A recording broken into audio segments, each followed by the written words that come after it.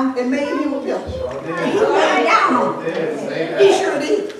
He took the pillar and he laid down. And then there was Stephen, when he was stoned to death. And you know what he said? He said he looked up and he seen Jesus Christ standing at the right hand of the Father. We need to be able to look up and see Jesus.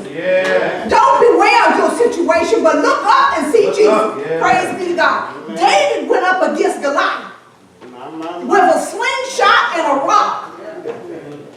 A slingshot and a rock. And here he is, this little bitty thing, and Goliath is this big old giant of a man. I'm saying giant because bigger than any man that you would ever see. Right. Why did he do that? Because he said, I go in the name of the Lord of hosts. He did it in the name of Jesus, and he would defeat them. Paul used his imprisonment to spread the word of God. Because see, otherwise, if he hadn't been in prison, Paul looked at it like this. If I had not been in prison, I would not be able to encounter Agrippa and all the rest of them. And what did Agrippa say? Praise be to God. Hey, that's shouting stuff. Peter said that we should have joy in the midst of our trials. Every Christian should expect to have some trials and tribulations in their life. There is security, church, in Jesus Christ. Everything that we look to Jesus first. Now, the end of the story. It's a funny thing. Because in that second verse, when the king asked, he said, they answered and said unto thee, O king, true, O king. He answered and said, Lord, I see 4 men loose.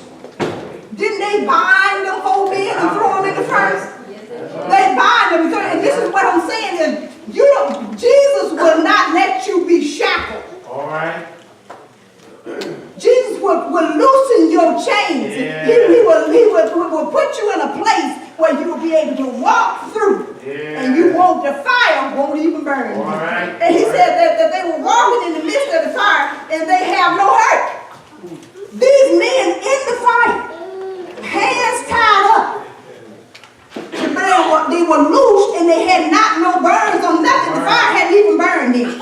And then the king said, and look, he said, the form of the 4th man looked like the Son of God. All I'm saying to you, church, is this.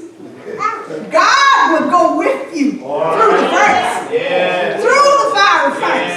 He'll be right there holding your hand. He's not going to let go. He knows just how much heat to put on you. He's not going to let you get burned. All you have to do is trust in him.